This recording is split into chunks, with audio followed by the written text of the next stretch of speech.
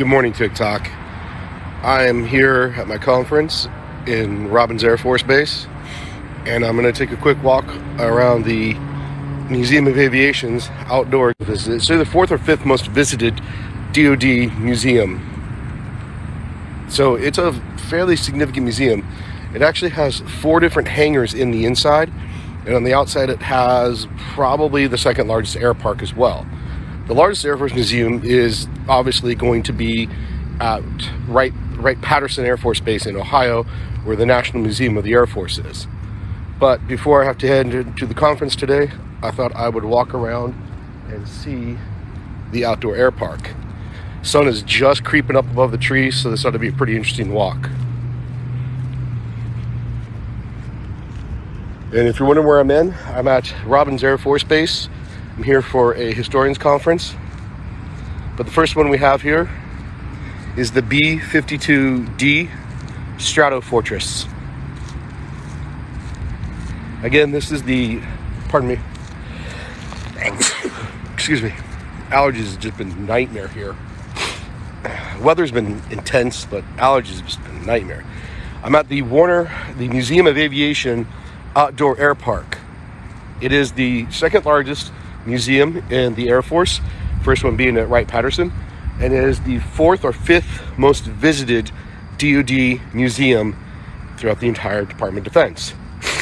There are 3 different hangars, the first one being this one big one right here to my left where the auditorium is and the conference is. The next one is the Century of Flight in the greater distance there, and then the Scott Exhibition hangar over here. There is a lot of aircraft to show, so I'm not going to be able to linger too long at each one. So you can see there's even more aircraft over there, but I'll be walking through a majority of the aircraft. Now I do apologize if the sun's here in your face, but we just saw the B-52D Strato Fortress, and we're walking down to see some of the fighters, and we will get back to some of the more cargo lifters here shortly.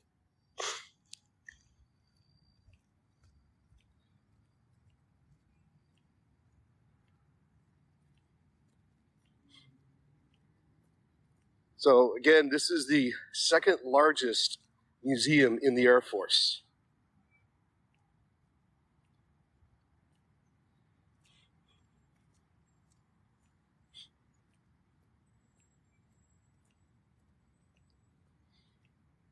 And it is a significantly large air park. I'm probably going to get all my 10,000 steps in. This is just outside of Robins Air Force Base at Warner Robins, Georgia. It is quite literally in the middle of Georgia. From here, you're about an hour away from Andersonville and about an hour and a half away from Plains, Georgia, where President Carter still lives. All right, so not all of these have their placards out. So I'm pretty good with aircrafts, but I'm an ex-Army guy. I'm not the best with aircrafts.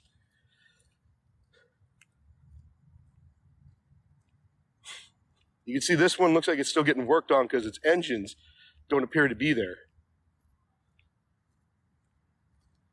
But this looks more like a cargo plane, maybe a bomber. I couldn't tell you exactly. That in the background there, that looks like old Shaky. What's interesting about that one, and we have one of those at McCord where I'm stationed, is it opens in the front as well as the back. It's really kind of cool when it's opened up. Okay. So we're coming up on some of the fighters here. Yeah, it could be a KC-130. I haven't seen one of those in a very long time, but as you see right here, the wings aren't fully put together, so I think that one still might be undergoing some restoration. All right, so here we are at the first one here. And by the way, if you're in Georgia and you find me out here, you get a coffee cup and a sticker that says you found me. So good luck if you can get to me. So here we are at the F-89J Scorpion by Northrop.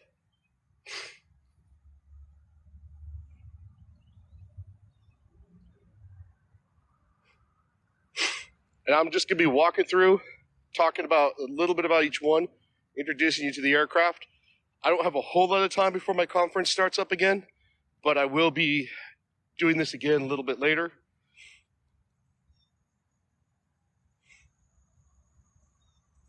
Hey, thank you all for the likes and the follows. Really helps me. Yeah, this is the RF-101C, the Voodoo. This would have been a Vietnam era. As you can see the bottom there, it's a lighter color. This thing was a fighter bomber, mostly a bomber. And they had that lighter color, and the top color was the camouflage to basically camouflage the plane from the top and the bottom. Similar to how sharks are camouflaged today in the ocean.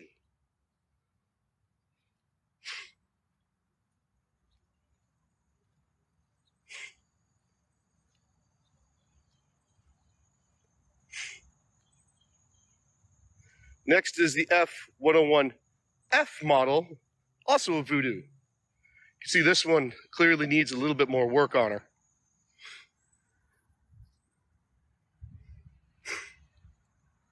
And as I said over here, this is the old Shaky. Now this one happens to be one of probably my second favorite airframe.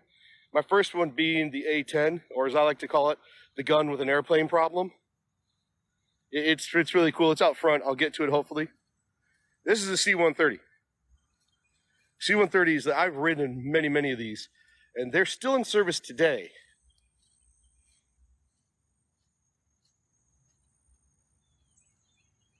No, to be at an air park and static displays, they have to be inoperable. They are decommissioned to the point where there's nothing in the cockpits, pretty much, and there is nothing in the engines. They're hollow husks for the most part.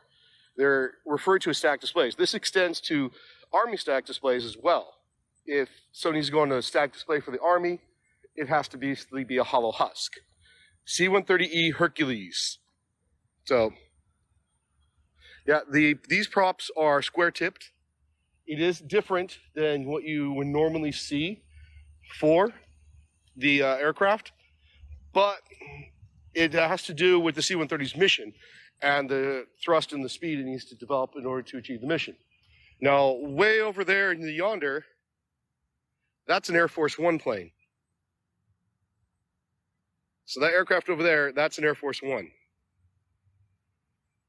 Now where I'm going to go is I'm going to start walking back this way and head back up towards the middle over that way. Now don't ask me which president's Air Force One that is, because I have no clue. I will ask the museum folks if they know which president that Air Force One flew with.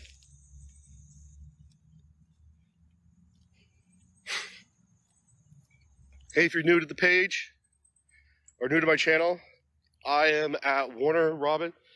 I'm at Robins Air Force Base, attending a historians conference, but I have some time before, and this is the Museum of Aviation, just outside of Robins Air Force Base.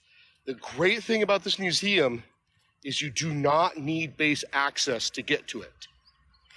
So that is the great thing.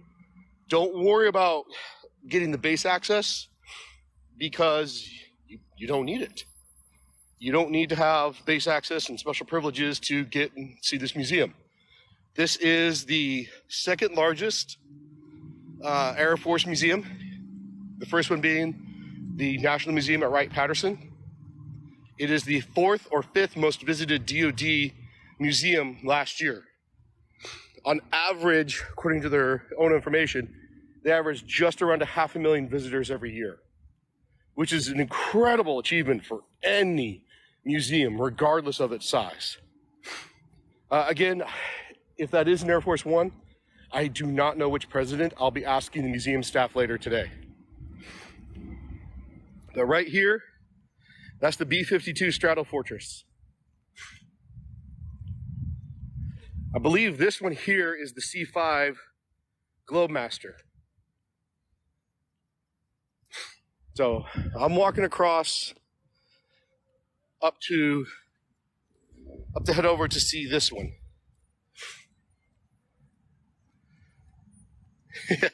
The C-130 is an incredible aircraft.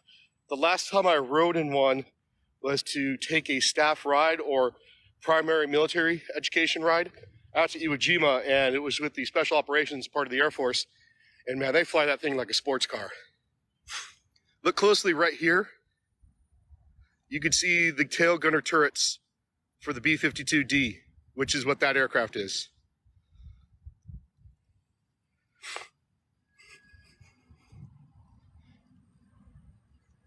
So hopefully you're enjoying the live. If you are, double tap that screen, hit the likes, hit the follows. You know, it's really, really helps. And yes, that is a B-52D Stratofortress.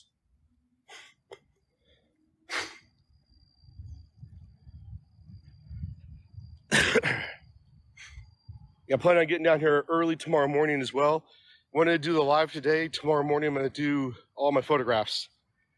It's been a pretty cool trip. So, all right, we're heading down to see the rest of the planes over this way. And over this way, we're going to see the monuments and stuff.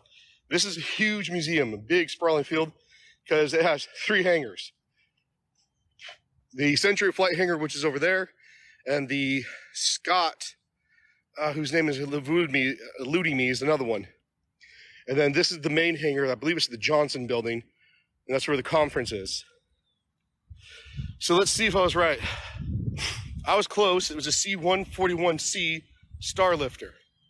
Now, my unit flies a C-17, which replaced this. It used to be the big heavy lifter of the Air Force. C-17 took that role over when it came into service. Let's see what we got over here.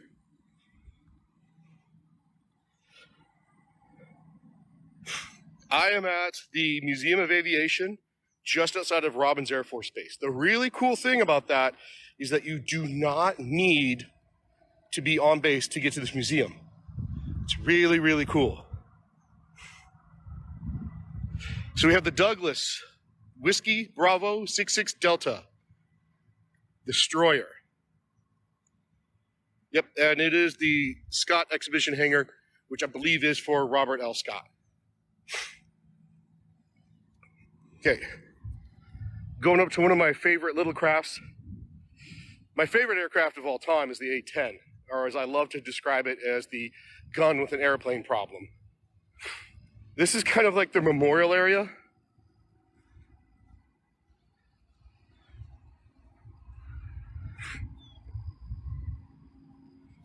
So let's take a look at those airmen's memorials. This will be the last live I do during my trip. There's just not enough time. I wish I had another few days, but I don't.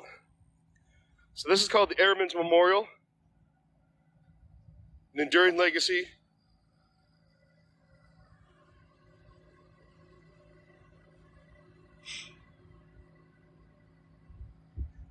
Yeah, Robert L. Scott did write God is My Co-Pilot, and that book is for sale in the museum. Just I'm out of space in my suitcase, or else I would have picked up a copy.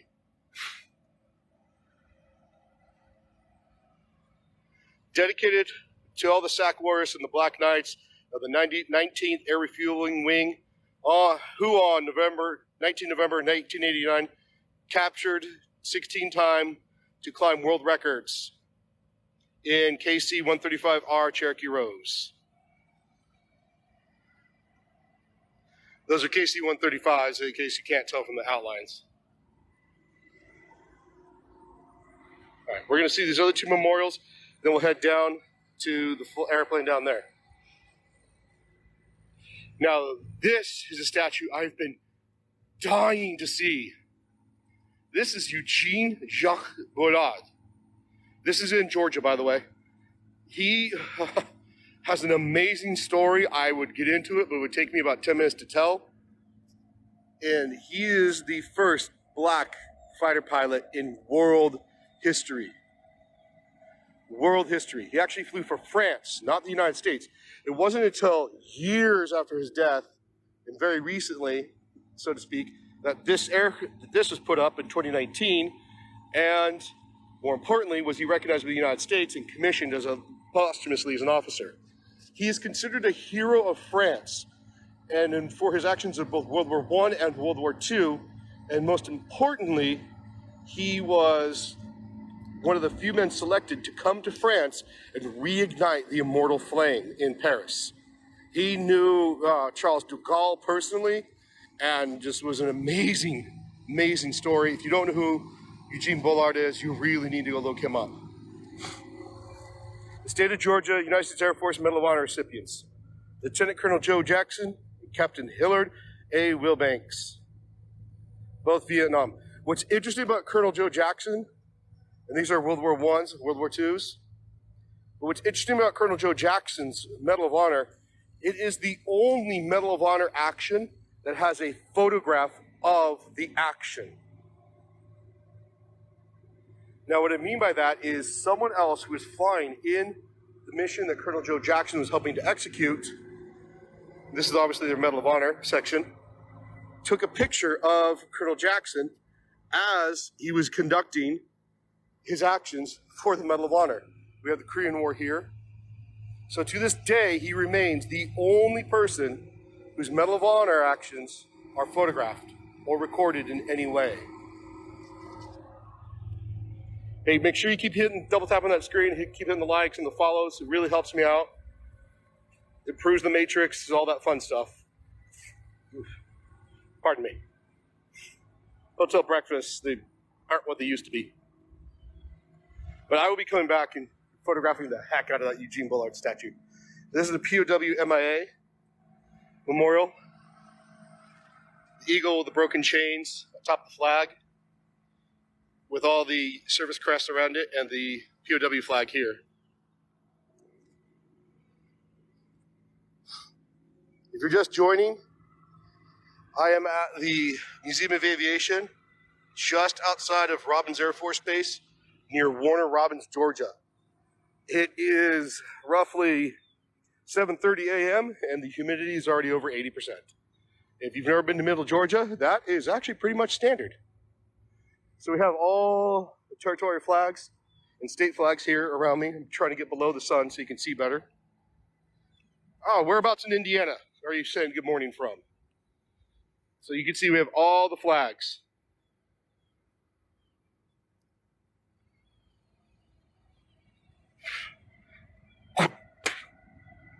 Yep, love it. The bugs just flew in my mouth.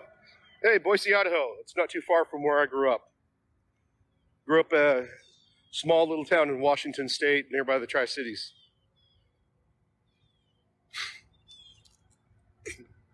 I could be mistaken, and I often am, but I believe this is the B-17, the little stealth.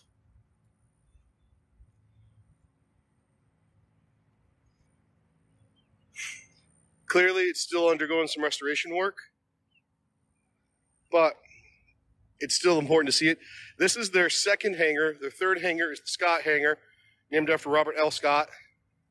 F-117, thank you. And this is the Century of Flight. Now, I'm going to try to get to those hangars, but the conference keeps us pretty darn busy. This is an amazing thing. There's the Eugene Bullard statue. I can't express how excited I am to see his statue in person for the first time, because he has become something of a hero of mine, because what that guy overdid in his life was pretty incredible. There is no tail number on this one.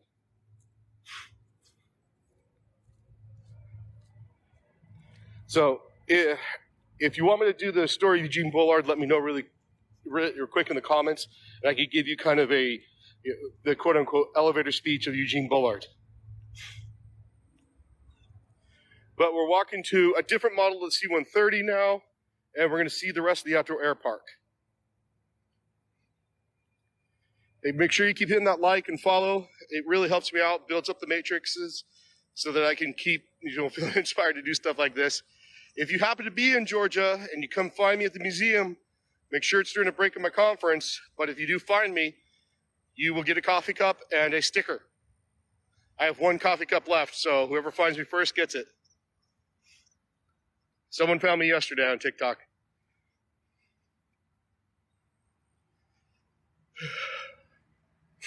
Yeah, it's just so you know, it's already 80 degrees and like 70, 90% humidity. It just, it makes you feel good about earning your lunch, basically. Burn all those calories.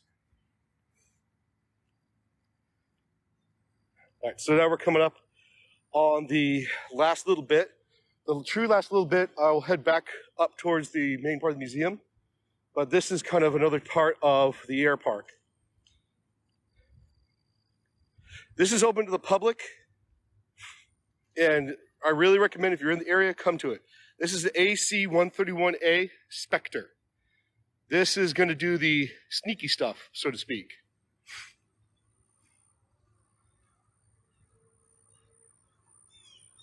No, there are aircrafts, hangar, cockpits you can go in, but they are inside the exhibit. You cannot go into any of the stack displays.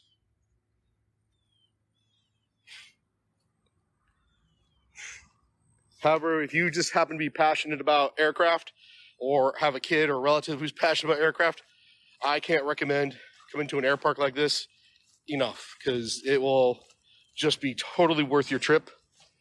Shoes are soaked from the dew.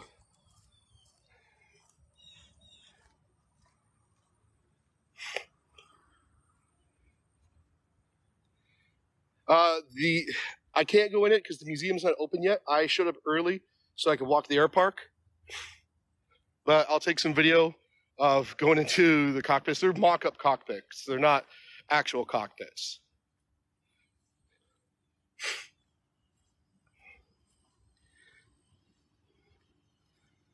See, here we have the Fairchild C-123 Kilo K.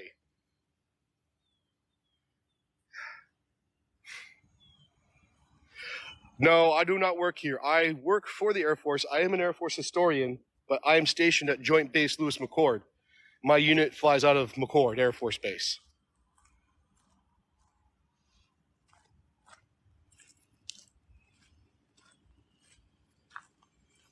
Okay, here's the next one we got.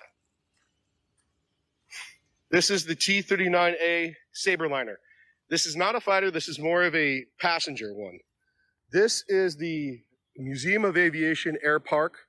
It is located just outside of Warner Robins, literally next to Robins Air Force Base.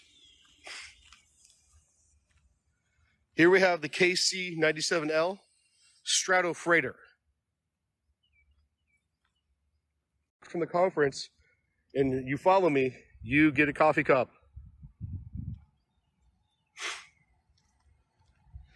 If you're only a couple hours away, I really recommend this. I would actually make a weekend of it, because this is the RB-69A Neptune, because there's a lot of really amazing stuff to see out in this area. If you get to Warner Robins, you're only an hour away from Andersonville. And so it's one of those, I actually paid out of pocket to come down early so that I could go visit Andersonville.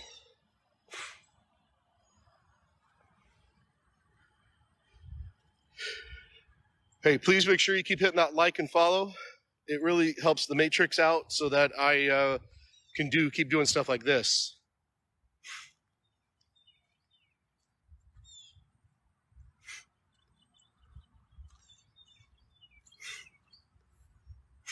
Now it is early, so I'm very fortunate to get here when it's quiet. But we have the EC-121K Constellation here. As you can clearly see, its mission had something to do with radar.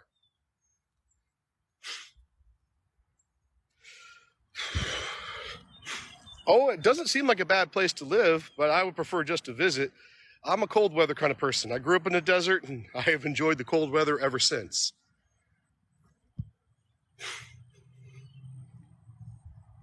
Yeah, this is a great museum. The Museum of Aviation is the second largest museum in the Air Force and the fourth or fifth most visited in the DoD. This is the C-54G Skymaster. According to their own statistics, this museum averages around 500,000 visitors every year, which is pretty flabbergastingly incredible.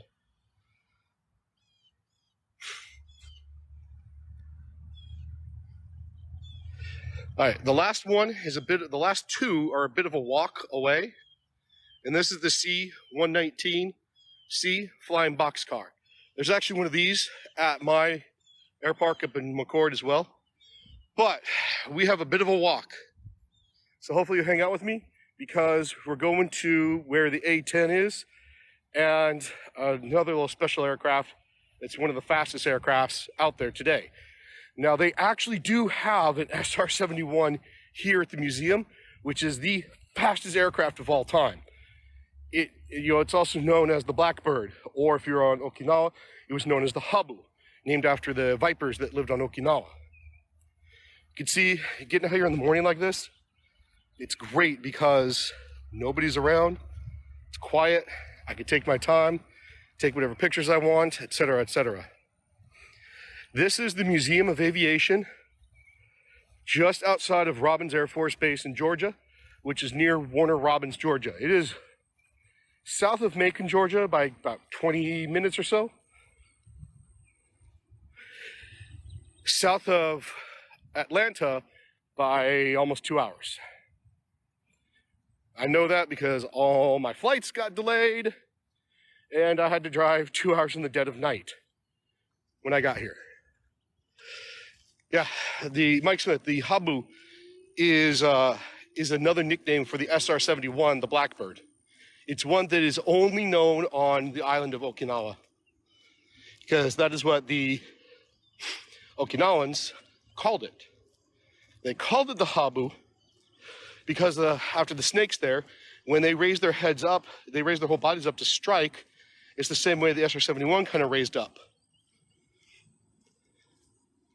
I have not been to the Air Museum just outside of Boise, Idaho. I sadly have not been back to Boise since I commissioned and drove my family to Fort Sill, Oklahoma. But I'm clearly out of the Army now, so I have a little bit more leeway to do things. Oh, in case you're wondering, red Georgia mud.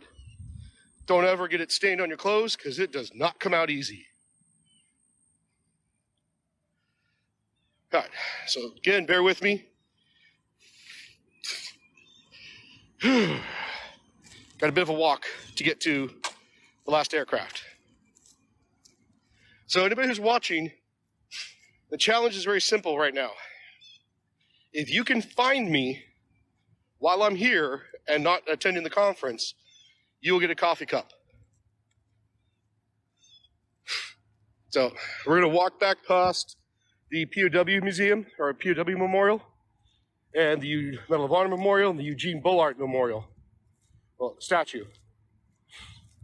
Over there, you can see again, the B-17, or sorry, the B-117. Yeah, I'm currently in Georgia. In the comments, they're talking about an air park museum that is near, looks like Nampa, Idaho. If you're just joining, we're walking around the outside exhibits of the Museum of Aviation. It is located just outside of Robins Air Force Base, Georgia. The beautiful thing about it is you do not need access to the base to visit this museum. It's the best part about it. Because a lot of museums, like McCord, although they're great and they're small, but they're great, you need to have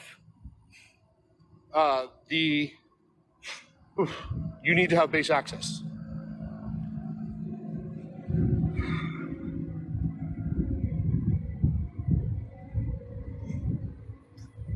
So we're coming up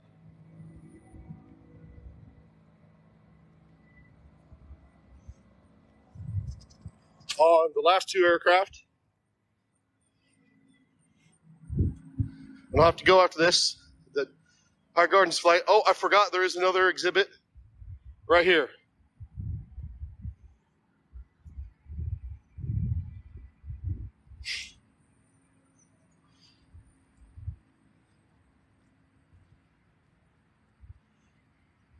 There are lots of little things hidden around, but these are Blue and Gold Star memorials as well.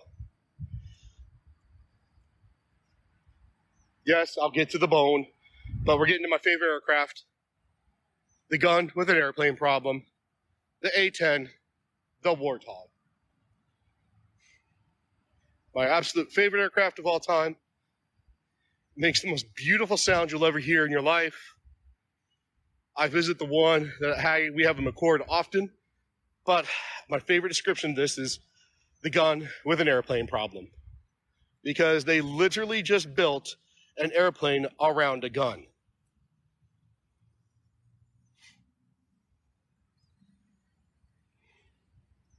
All right, the last plane that we're going to visit is this bad boy.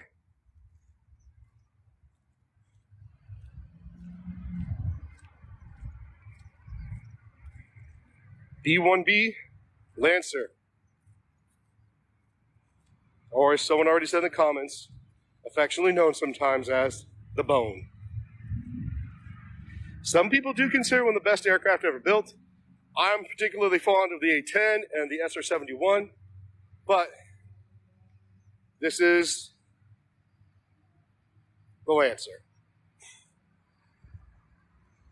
So, if you're wondering where we are at the Museum of Aviation, Robins Air Force Base, Georgia, at Warner Robins, about 20 minutes south of Macon. I am the wonder historian. It is very hot here. That's why you hear me breathing like that. The great thing about this, you do not need base access to come visit here.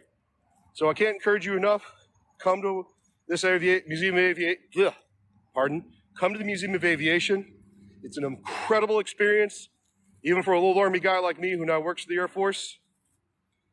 But if you insult the Warthog, you better have a good reason. It's my favorite plane. Hey, I hope you enjoyed this live. I got to get going to the conference. Thank you all for tuning in. I hope you get to this museum. Happy wandering.